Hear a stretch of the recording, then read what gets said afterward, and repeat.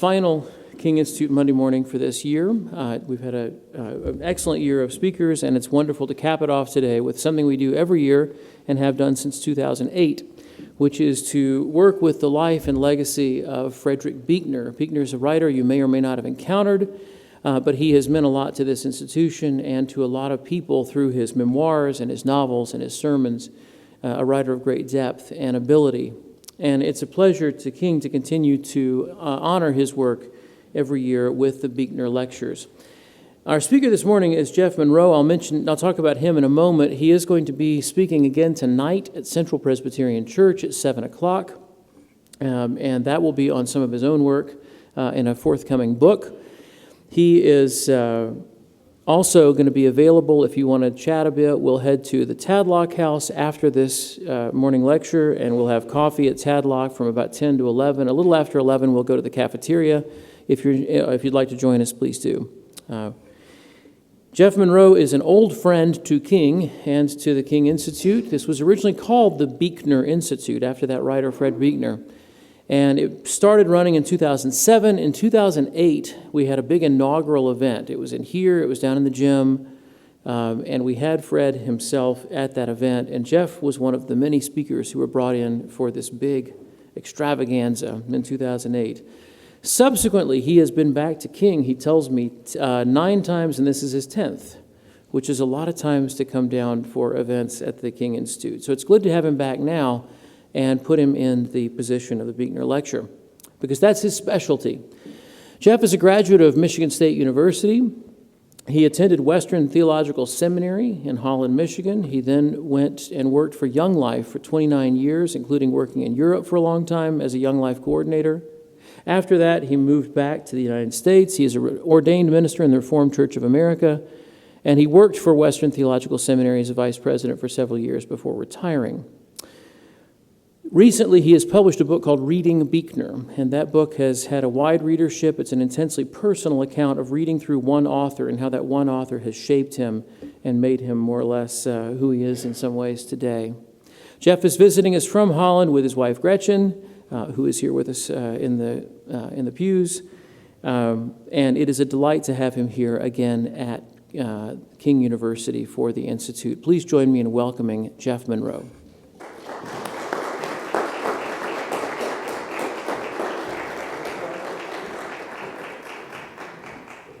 Thank you. Good morning. It's great to be back with you. As Martin mentioned, I've been here many times, and often at the invitation of my dear friend, the late Dale Brown. Nothing, though, will ever match my first visit here. And I want to tell you a little bit about that day, about that inaugural day of the Beakner Institute. I'd been picked up at the airport, the beautiful Tri-Cities Airport, you know it so well, the night before, and taken out. I think we were at the Courtyard by Marriott out by the highway, and I was told to get in a van in the parking lot at 8 a.m. And so I came down at the appointed hour to find the van, and there were several people already inside, and I went in and sat down. There was kind of a big guy there, and I sat next to him, and he stuck his big hand out, and he said, "I'm Tom Lynch." Thomas Lynch, the great poet, funeral director, author of the book The Undertaking, which became the inspiration for the HBO series 6 Feet Under. And I just couldn't believe it. We just sat and we talked for a while, and we were waiting for one more person to show up for the van. Kind of wondered, who is this that we're waiting for? And it turned out to be Walter Brueggemann. Walter Brueggemann, the greatest Old Testament scholar in the world, a prolific author. Well, sure, we'd wait for Walter Brueggemann. And he eventually appeared, and he kind of reminded me of an elf out of one of Tolkien's books. He had kind of a twinkle in his eye and a disarming smile and a jovial nature. And then they brought us onto campus down at the field house, and we had a breakfast there, and there were tables set up. There were a lot of people that I'd heard of, but I didn't know, sitting at those tables, and I'm introverted. So I just kind of grabbed a piece of quiche and a sausage and some fruit and sat down by myself, and Walter Brueggemann came and sat next to me and started chatting me up. And I was just about to say something very, very witty to him, like, "Hello, Walter Brueggemann," when Frederick Beekner walked up and grabbed Brueggemann from behind and put him into a chokehold. Okay, and I choked myself on the sausage that I was eating. I mean, what do you say when Frederick Beekner is kind of playfully wrestling with Walter Brueggemann? So that was the magical start to a magical day. As the formal festivities began, Beekner was given some flowers, and there was a big stone that had been engraved in his honor. And then the funeral director, Thomas Lynch, got up and he said, "I feel right at home. There are flowers. There's a stone. I'm just not used to the honoree not being horizontal." And then Frederick Beekner read 2 new essays, one called "My Mother's Last Car Ride" and another one called "Presidents I Have Known." Frederick Beekner reading new material right here at King. So later in that afternoon, I was in this chapel on a panel talking about Beekner's preaching with the renowned preacher Tom Long. And as we finished, Thomas Lynch was sitting right down there, and I came by and he said, "I could have listened to more of that." And that felt like the greatest compliment in the world. Well, my friend Joel, who's a pastor in Boston, had come down for the day, and he invited his friend Charlie, who lives in Nashville. And I knew that Charlie had won a couple of Grammys as the keyboard player in a band called Jars of Clay. Now, you guys are all too young to know Jars of Clay, but maybe this will help. In the last year, Charlie wrote a song that was featured in the Netflix series Bridgerton. It's been downloaded like 5 million times. So Joel and I went out to dinner with Charlie at the famous Ridgewood barbecue, and then we came back to campus for the main event, which was an interview of Frederick Beekner by Walter Brueggemann. And as I came into the auditorium, Thomas Lynch waved at me and he said, "Come sit down with me." And I just felt like I was in junior high at the cafeteria, and one of the cool kids liked me. I mean, it was just incredible. And after the interview, which you can watch, and you should watch, it's on YouTube, Charlie took his car to join Joel and me at the hotel, and I jumped into Joel's car to drive out there with him. And now I need to tell you something about my friend Joel. He's brilliant, but his mind is like a pinball machine. He just can't stay on one thing very long. He jumps from topic to topic with lightning speed, knows everything about everything. And I made a mistake, a tactical error, when I got into the car. We were going to spend time with Charlie, and I said to Joel, "I wish I knew more of Jars of Clay's music." My daughter had a poster of Jars of Clay in her bedroom when she was a teenager, and I'd heard a lot of their music through the walls, but I never sat down intentionally to listen to them. And so Joel was supposed to be driving me back to the hotel. But while we drove, he tried to play every Jars of Clay song ever written in the car. "Oh, this is a great one," he'd say, and he'd play 4 seconds of a song and then switch to the next one. Joel has a lot of gifts, but multitasking isn't one of them. We got lost. I mean, we were driving around here. It's supposed to be a 10-minute drive. It was at least half an hour, maybe 45 minutes. We'd see a sign, "Welcome to Virginia." We'd see a sign, "Welcome to Tennessee," Virginia, Tennessee. We didn't know where we were. At one point, I said, "Joel, there's the hotel over there," as we passed at another point. "Joel, there's the hotel over there." And we were about to go by a third time, and I said, "Joel, this is it." And so he turns into the parking lot. We're going about 40 miles an hour, almost up on 2 wheels. And the thing I notice is that the headlights shine, and there is a human being right in front of our car, a pedestrian. And you know, you have those moments when time stands still. Time stood still. And I looked at this person, and I noticed 2 things. First, I noticed just the look of absolute terror on his face as his life was flashing in front of his eyes. And second, I noticed it was Walter Brueggemann. "Joel," I screamed, "we're going to kill Walter Brueggemann."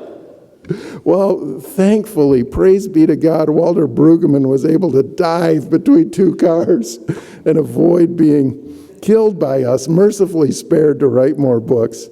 So that was my introduction to King College then, King University now, Walter Brueggemann and Frederick Beekner, Thomas Lynch and Tom Long, Charlie from Joel's of Clay, my friend Joel. And every time Dale would invite me, I would come back. But no day will ever top that day. I would say, here's the list of greatest days in my life. Number 1, the day that Gretchen and I were married. Number 2, the day our daughter was born. Number 3, the day our son was born.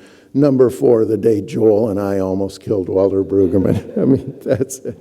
So I always have fond memories when I think of you.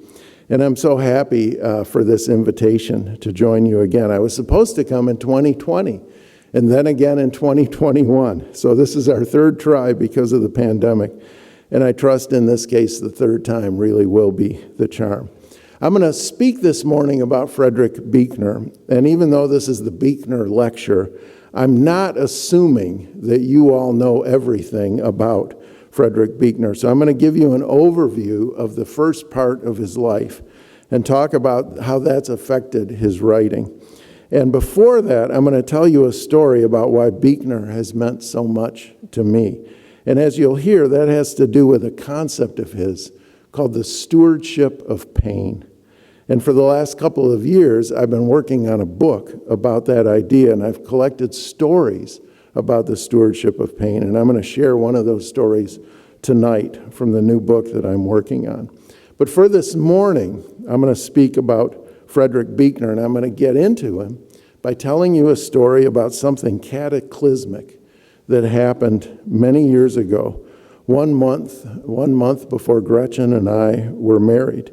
I tell this story in the introduction to my book, Reading Beekner, and for any of you that might have read it, I'm going to add some details not found in Reading Beekner, so don't check out, Martin. I know you've read it. One July day in 1985, my fiancée, Gretchen, now my wife, suffered a massive stroke. I was house sitting for a 17-year-old boy in the house that he lived in, and I was a student at Western Theological Seminary, and I was also leading Young Life in Holland. And Gretchen was going to make us some tacos for dinner and came to that house after she got off work a few minutes after 5, and there was a Cubs game on, and Harry Carey was droning in the background, and both that high school guy and I were sacked out on couches in the family room. Gretchen came in. We gave her a hard time about waking us up. She walked away, and then a moment later, she called to me from the bathroom. And I don't know why I got right up, given that we'd just been goofing around, but something in her voice told me that I should. She was 24 years old. She was in great health. And at 10 after 5 on that Thursday afternoon, she had a massive stroke and became completely paralyzed on the left side of her body. I went into the bathroom and she said something happened. And I could see that a facial tic was starting on the right side of her face, while the left side of her face was drooping. Well, the hospital was only a couple blocks away from where we were. And so rather than wait for an ambulance, the high school guy and I put her in my car, and I hit 70 miles an hour on a residential street driving to that hospital, just in a mad dash. I passed a car turning right. Have you ever done that? That's hard to do, actually, but that's how frantic I was to get her there. And I drove up the wrong side of the emergency room entrance, and there was a nurse coming off duty, and she saw the way I was driving, and she went and grabbed a wheelchair. And Gretchen, by this time, had gone into a seizure on her right side. Her left side was dead. Her right side, her right arm and right leg were flailing out of control. We entered the emergency room, and in that little town of Holland, there wasn't anybody there at the desk when we came in. And so the nurse was still with us, and she said, "I'll find the person that's supposed to be here." And she came back with someone a moment later who looked at Gretchen, slumped on one side with her arm and leg swinging out of control on the other. And the nurse said, "Is this normal behavior for her?" And I just blew a gasket and shouted, "No, that's why we're here."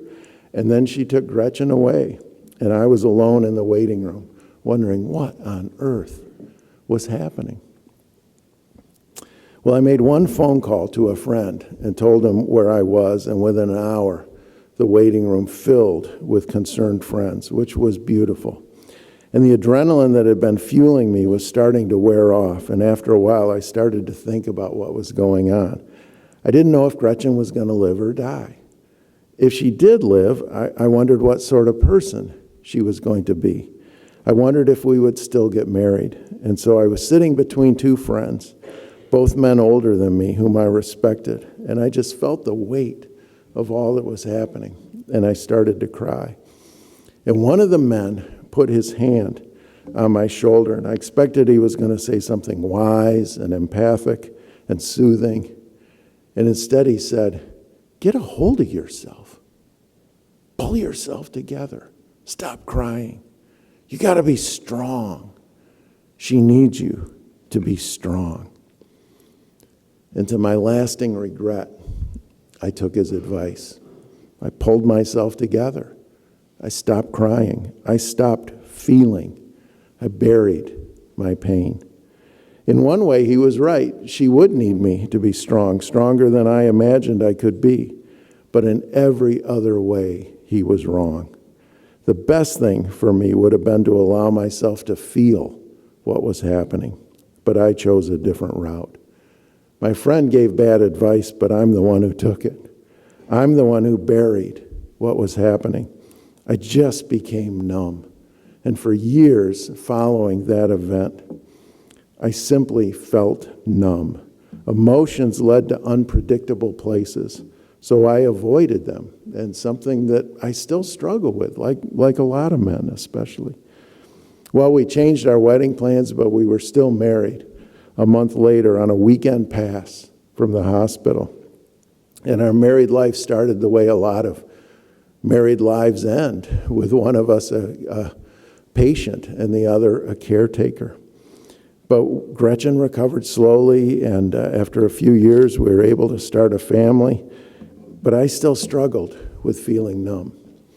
And so about 7 years after that event, I was in a bookstore, and I saw a new book from my favorite author, Frederick Beekner, called The Clown in the Belfry.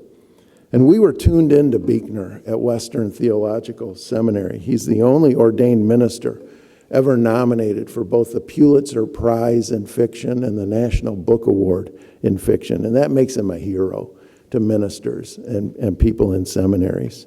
And I was especially interested because I saw a chapter in this book was entitled Adolescence and the Stewardship of Pain. And I was working for Young Life, so the idea that Beakner had written anything about adolescence was exciting.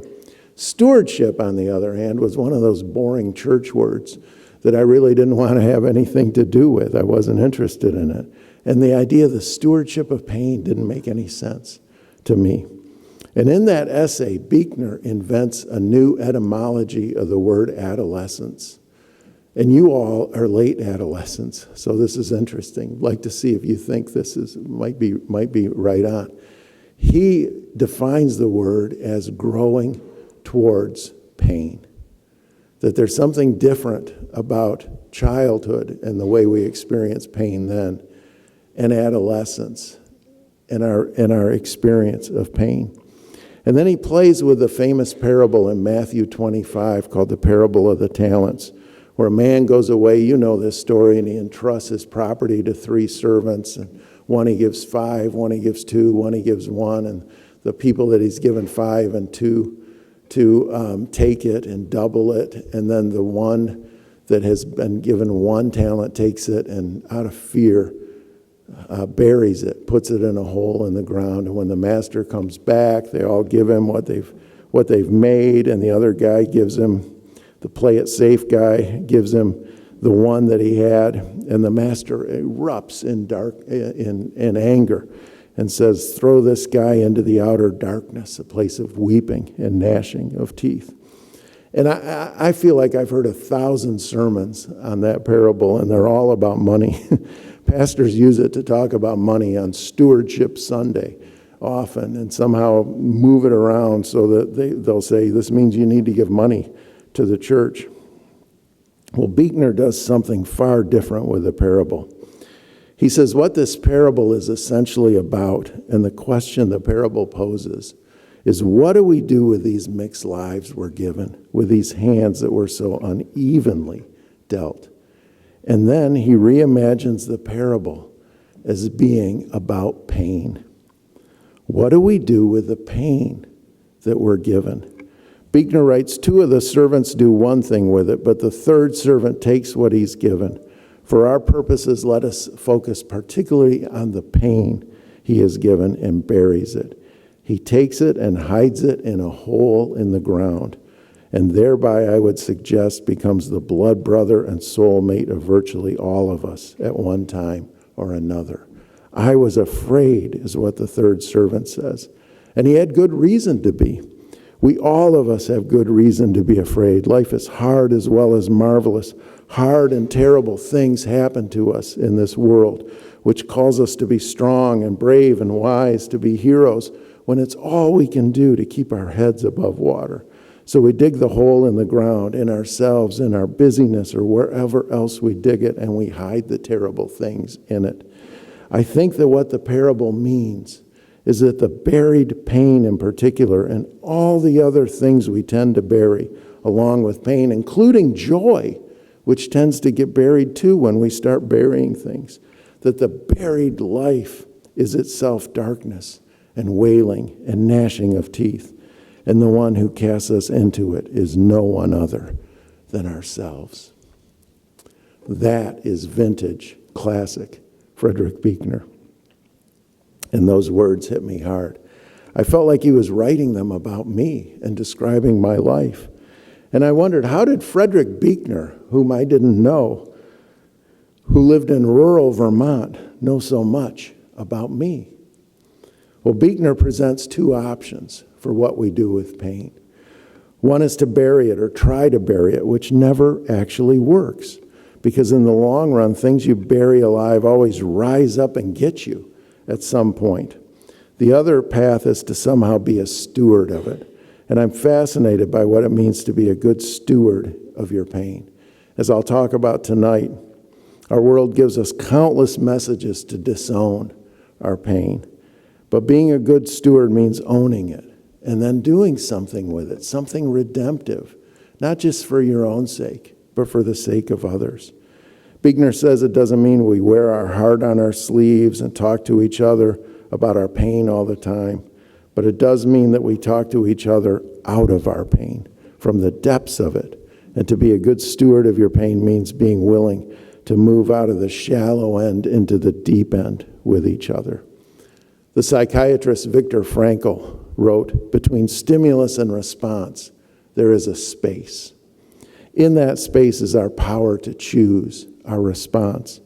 In our response lies our growth and our freedom." And Viktor Frankl knew what he was talking about. He was a concentration camp survivor. He saw the power to choose one's response to pain as the only thing that the Nazis couldn't take from people.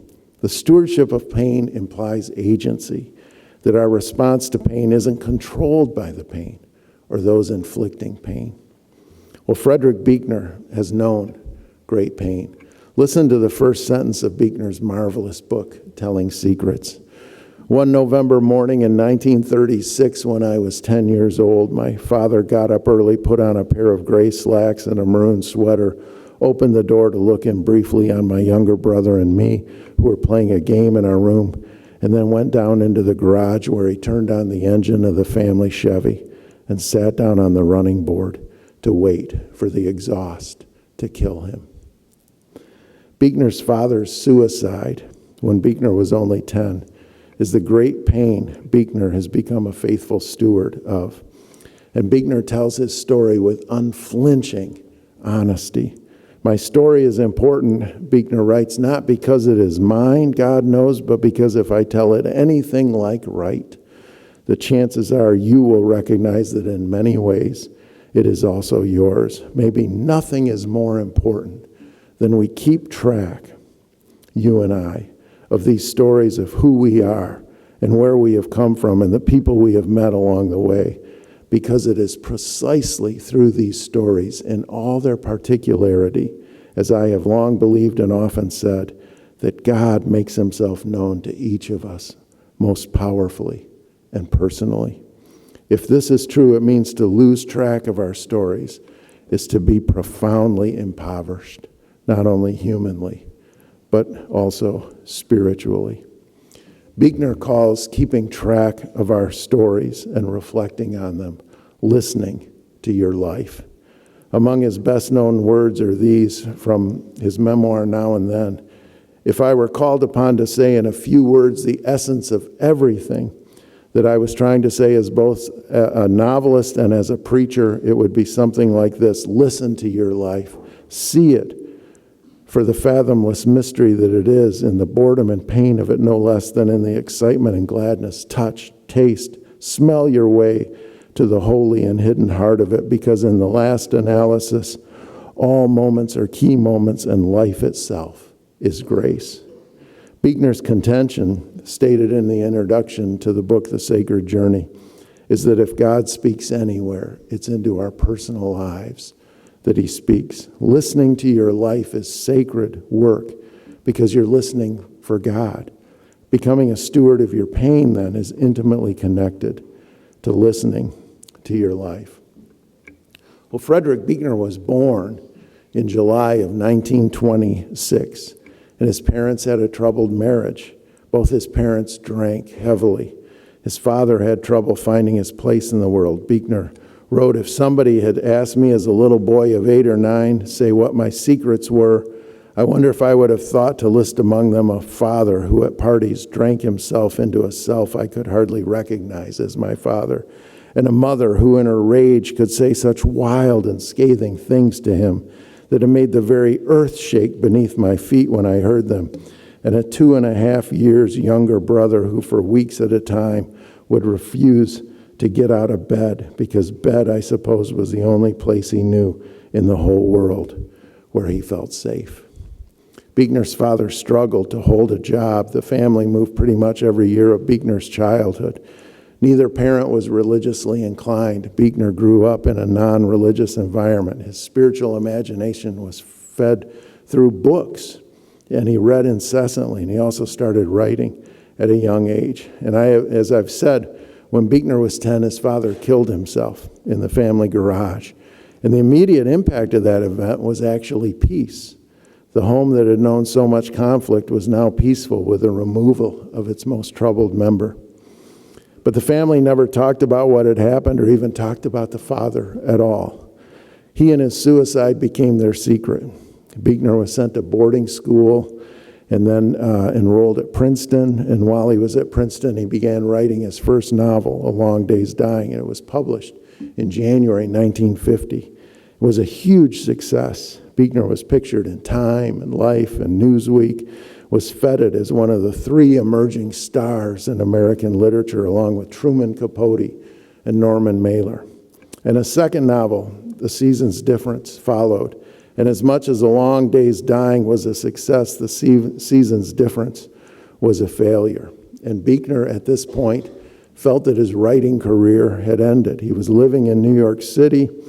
He considered going to work in advertising. He even played with going to work for the CIA. Didn't know what to do. He was living in an apartment on the north side of Manhattan at Madison Avenue and 73rd Street.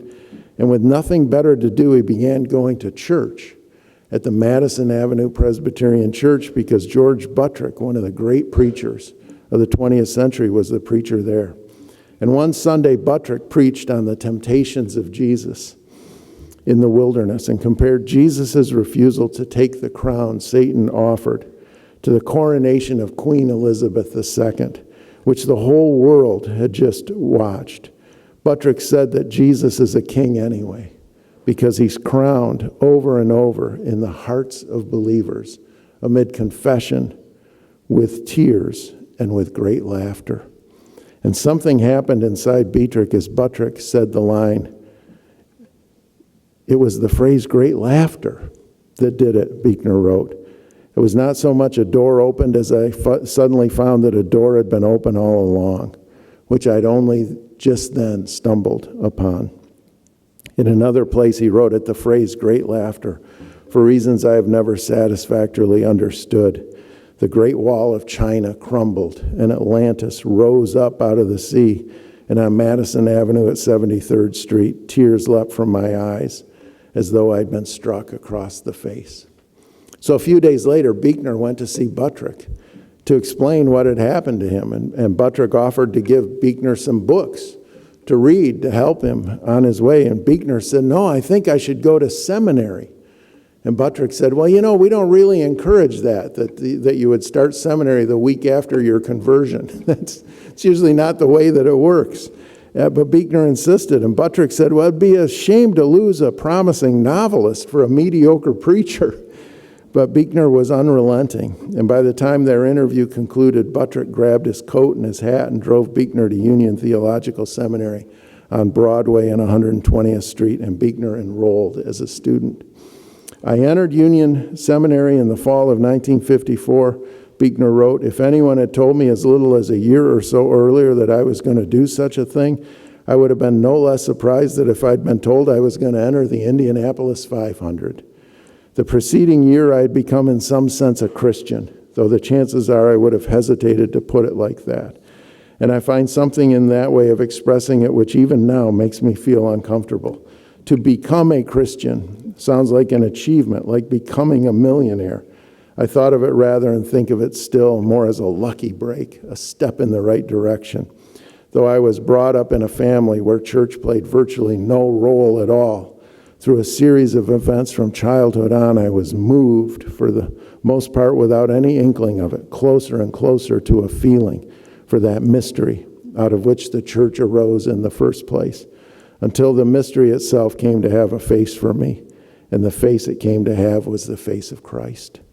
It was a slow, obscure process, and the result of it was that I ended up being so moved by what I felt that I found it inadequate simply to keep it inside myself, like a secret, but had to do something about it." So I've spoken for about 3/4 of the allotted time this morning, and I've only managed to get to 1954. And Frederick Beekner is still alive in 2022. He'll be celebrating his 96th birthday this summer. I've only imagined to cover the writing of his first 2 books, and he wrote 40 books. So I don't have enough time to tell the whole story. So I'm going to say 3 things.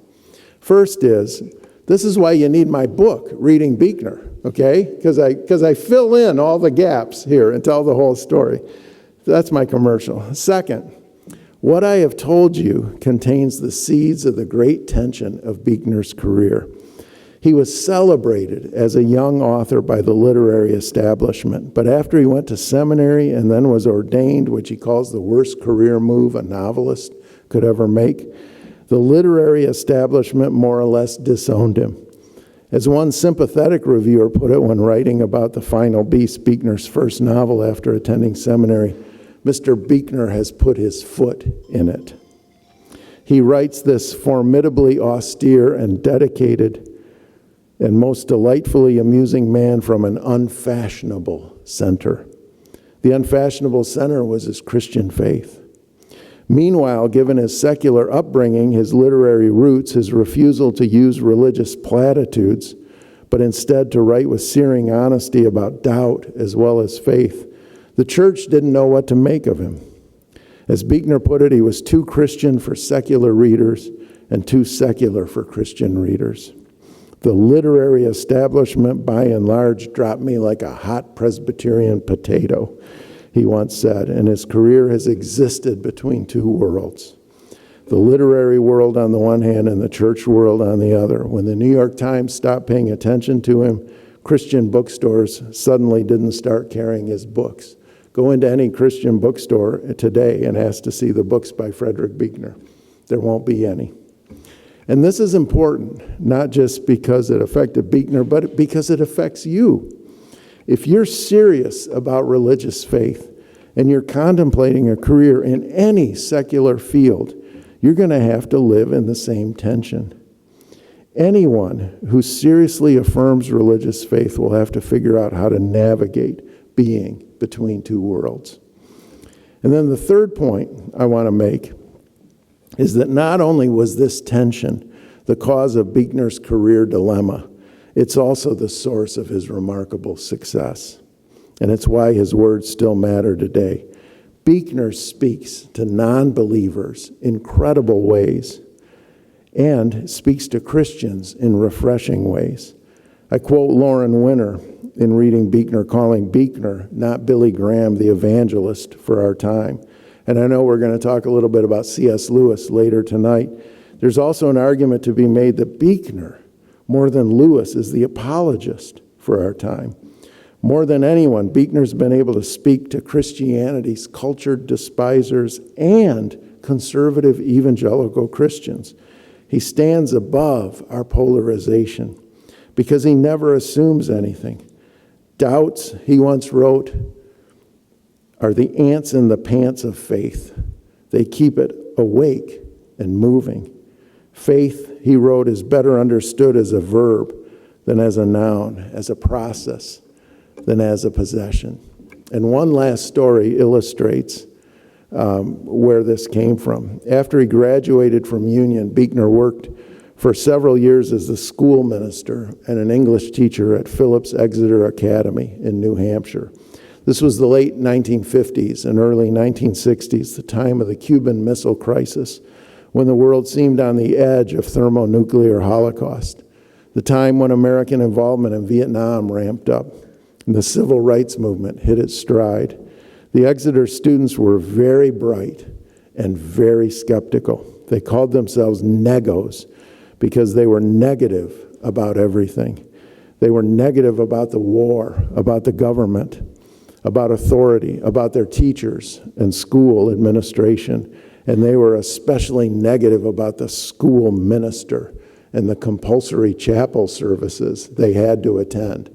Not that anything like that could ever happen at a place like this, but I'm just saying it happened there. That was Beekner's congregation. They dismissed all sermons as hogwash, he said. Even before the preacher started preaching, they slouched in their pews and stared up at the ceiling, only because they didn't have phones at that point. I had a strong suspicion that once they left Exeter, most of my captive listeners would not be caught dead in a church again. And that gave me a strong sense of urgency about what I was doing. I tried every way I could think of to catch their attention and make them listen. I never took it for granted that they believed any of even the most basic affirmations of the Christian faith, but always tried to speak to their skepticism and to honor their doubts. I was candid about what, like them, I was puzzled by and uncertain of. I tried to be myself. I tried to be honest. Well, that's a great description of what preachers should do. And it captures Beekner, not only as a preacher, but in all his work, from his novels to his memoirs and his various theological writing. It seems to me there is an Exeter student in each of us, Beekner said, even those of us who are churchiest and most outwardly conforming, who ask the ultimate question, can it really be true? Can this story be true? And I've tried to speak to that question, not just to proclaim the yes in its glory, but one way or another to acknowledge and do justice to the possibility of no. In other words, what I have been essentially doing for more than 50 years is tell the story of my life. You have to listen to your life to tell the story of your life. You have to listen to your life to be a steward of your pain. I reverberate strongly with how Frederick Beekner tells the story of his life, and I hope that you do too. I'm grateful to Martin, to King University, for what you do to put Frederick Beekner's wonderful books into the hands of new generations of readers, and may you all be blessed as you also read Beekner. Thank you very much.